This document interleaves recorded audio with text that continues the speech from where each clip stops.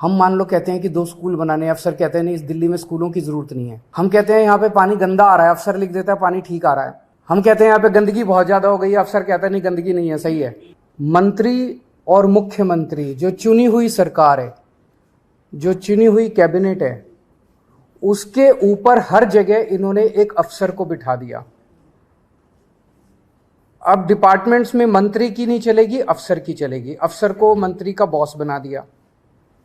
Cabinet के अंदर cabinet की नहीं चलेगी, चीफ सेक्रेटरी की और एलजी की चलेगी, उसके ऊपर उन्होंने चीफ सेक्रेटरी को बिठा दिया।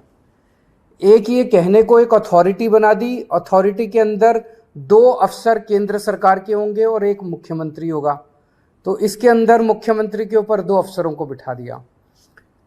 तो हर जगह इन्होंने अफसरशाही को सारा कंट्रोल दे दिया और अफसरशाही केंद्र सरकार कंट्रोल करेगी। अफसरों के ऊपर केंद्र सरकार का कंट्रोल होगा, सर्विसेज के जरिए और विजिलेंस के जरिए।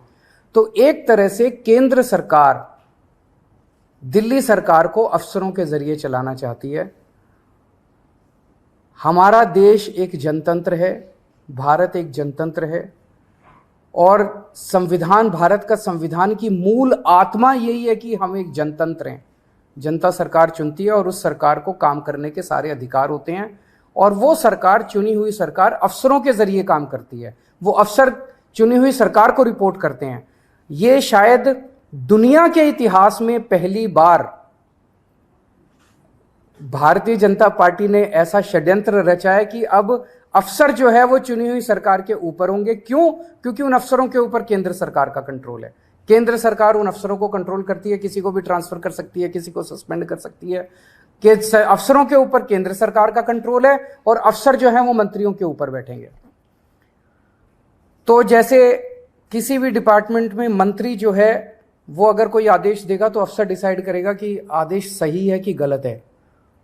अगर अफसर को लगता है कि आदेश सही नहीं है, अगर वो, तो ये बहाना मार के कि वो अफसर आदेश सही नहीं है, वो अफसर आदेश मानने से इनकार कर सकता है। सरकार कैसे चलेगी ऐसे? हम मान लो कहते हैं कि 2 स्कूल बनाने, अफसर कहते हैं नहीं, इस दिल्ली में स्कूलों की जरूरत नहीं है। अगर अफसर लिख दे फाइल पे दिल्ली में स्कूलों की जरूरत नहीं है, तो स्कूल नहीं बनेंगे। हम मान लो कहते हैं कि मोहल्ला क्लिनिक 100 और बनने चाहिए। चुनी हुई सरकार कहती है, हम तो जनता में घूमते हैं, हम कहते हैं भाई जनता मांग रही है, इस इलाके में करोल बाग में एक मोहल्ला क्लिनिक बनाओ। अफसर कहता है नहीं, करोल बाग में मोहल्ला क्लिनिक की जरूरत नहीं है, बस फिर मोहल्ला क्लिनिक नहीं बनेगा। हम कहते हैं यहाँ पे पानी गंदा आ रहा है, अफसर लिख देता है पानी ठीक आ रहा है, बस पानी ठीक आ रहा है, फिर अफसर ने लिख दिया पानी ठीक आ रहा है। फिर हम कहते हैं यहाँ पे गंदगी बहुत ज्यादा हो गई है, अफसर कहता है नहीं गंदगी नहीं है, सही है, तो बस फिर सही है। तो ये अफसर को पावर दे दी। कैबिनेट जितने निर्णय लेगी, कैबिनेट मतलब सुप्रीम बॉडी, चुनी हुई सरकार की सुप्रीम बॉडी, जिसमें सारे मंत्री होते हैं, मुख्यमंत्री उसका अध्यक्ष होता है। तो कैबिनेट जो भी निर्णय लेगी, वो निर्णय सही है कि गलत है, ये चीफ सेक्रेटरी डिसाइड करेगा।